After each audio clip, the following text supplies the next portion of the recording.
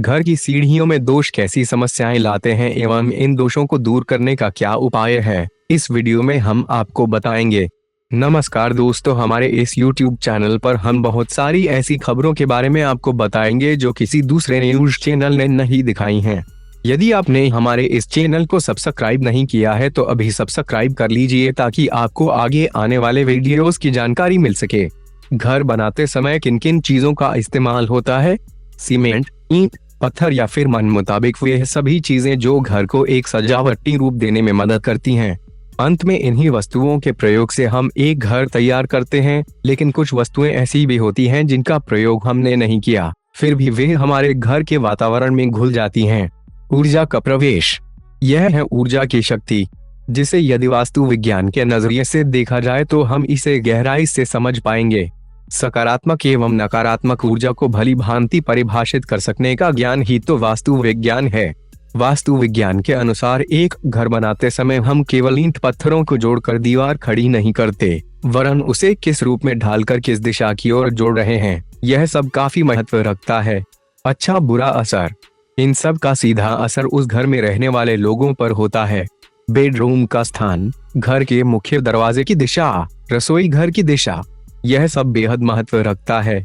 एक भी दिशा अपने सही स्थान से बदल दी जाए तो इसका बुरा प्रभाव होना शुरू हो जाता है। इसे वास्तु ज्ञान के मुताबिक वास्तु दोष कहा जाता है।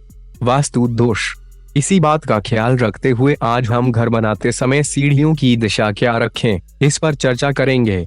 वास्तु शास्त्र के अनुसार घर में सीढ़ियों को यदि सही दिशा में न बनाया गया हो तो यह एक गंभीर वास्तु दोष माना जाता है, क्योंकि घर की सीढ़ियां सीधे उस परिवार के कमाने वाले इंसान की आमदनी पर अटैक करती हैं, जिस वजह से परिवार वालों को आर्थिक कठिनाइयों का सामना करना पड़ता है। घर की सीढ़ियों का स्थान, इसलिए वास्तु शास्त्र के अनुसार घर में सीढ़ियां बनाने से पहले सही दिशा का चयन करना बेहद आवश्यक है। यह बात सत्य है कि घर को आकार देते समय हम उसकी खूबसूरती का काफी ख्याल रखते हैं। आजकल तो सीढ़ियां बनाने के नए नए डिजाइन आ गए हैं, लोग रखते हैं डिजाइन का ख्याल। पहले की तरह ईंट सीमेंट इस्तेमाल करके बनाई जाने वाली सीढ़ियों का जमाना गया। आजकल लोग घर के बीचों बीच भी सीढ़ियां बनाते हैं। यह सीढ़ियां अमूमन लकड़ी के प्रयोग से या फिर कई बार इन सीढ़ियों के स्टेप्स कांच के भी होते हैं। इन्हें बनाने के पीछे लोगों का एक ही मकसद होता है और वो है घर की खूबसूरती। लेकिन खूबसूरती सब कुछ नहीं। लेकिन खूबसूरती के अलावा यदि आप सही दिशा का भी ध्यान रखेंगे तो यह सीढ़ियां आपके घर में किसी भी प्रकार की आर्थिक बाधा नहीं लाएंगी।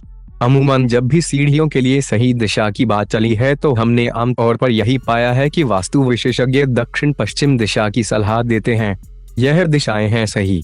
ज्यादातर वास्तु विशेषज्ञ दक्षिण पश्चिम या फिर दक्षिण पश्चिम दिशा को ही सीढ़ियों के निर्माण के लिए सही मानते हैं। इसके अलावा इस बात का ध्यान रखें कि सीढ़ियों को कभी भी उत्तर दिशा में ना बनाएं। इसके साथ ही सीढ़ियों के लिए उत्तर पूर्व दिशा भी ठीक नहीं है। लेकिन यदि आप सीढ़ियों के निर्माण के लिए उत्तर पश्चिम दिशा का चयन करते हैं तो यह फिर भी सही माना जाता है। अन्य दिशाएं, लेकिन क्या यह दिशा सभी घरों के लिए वाजिब है? हर एक दिशा का मुख्य द्वार अलग अलग दिशा में होता है, तो ऐसे में सभी घरों के लिए सीढ़ियों की दिशा एक जैसी क्यों हो?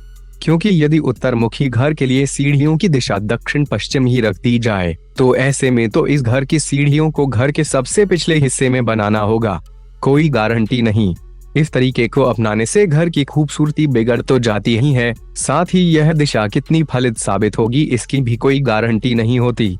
शायद यही कारण है कि लोग जल्दी वास्तु विज्ञान पर भरोसा नहीं कर पाते। लेकिन यदि आप एक अच्छे विशेषज्ञ की सलाह लें तो वे आपको आपके घर के अनुसार दिशाओं की सलाह देंगे। सीढ़ियों का मुख किस ओर, सीढ़ियों के सही स्थान के अलावा वे किस दिशा की ओर घूमकर ऊपर की ओर जाती हैं, इसका भी ध्यान रखना जरूरी है। वास्तु ज्ञान के अनुसार यदि घर में बना हुआ बेडरूम ग्राउंड फ्लोर पर ही है तो ऊपर जाने वाली सीढ़ियां घड़ी की दिशा में घूमनी चाहिए। सीढ़ियों के स्टेप्स, लेकिन यदि बेडरूम ग्राउंड के अलावा अन्य किसी भी फ्लोर पर बना है तो सीढ़ियों का मुख घड़ी की उल्टी दिशा में घूमना चाहिए। इसके बाद अगली एक और बात जिसका आपको ध्यान रखना चाहिए वे है सीढ़ियों के स्टेप्स। ध्यान रहे कि सीढ़ियों के स्टेप्स ना तो अधिक बड़े होने चाहिए और ना ही अधिक छोटे। यह सामान्य हाइट के ही हों ताकि व्यक्ति को ऊपर चढ़ने या फिर नीचे उतरने में दिक्कत ना हो। क्योंकि आपके द्वारा इनका इस्तेमाल कितनी आसानी से या फिर दिक्कतों के साथ हो रहा है, यह भी घर की उन्नति पर असर करता है। लेकिन यदि किन्हीं कारणों से हम घर बनाते समय वास्तु सलाह इस्तेमाल नहीं कर पाए हों, तब क्या करें? गलत सीढ़ियों का क्या करें? अब ऐसे में दोबारा से सीढ़ियों को तोड़कर नए सिरे से बनाने का विचार भी हम अपने जहन में नहीं ला सकते, क्योंकि सीढ़ियां ऐसी चीज हैं जिनमें यदि कुछ फेरबदल करने की सोची तो उससे जुड़ी तमाम दिशाओं में चेंज करने पड़ते हैं। तो अब ऐसे में क्या करें? वास्तु विज्ञान के अनुसार यहाँ भी एक सुझाव जरूर मौजूद है। दोबारा नई बनाएं। यदि सीढ़ियां गलत दिशा में बनी हों और उन्हें तोड़ फोड़ करके दोबारा से किसी अलग स्थान पर बनाना संभव ना हो, तो उनके वास्तु दोष को काटने के भी उपाय वास्तु विज्ञान में मौजूद हैं।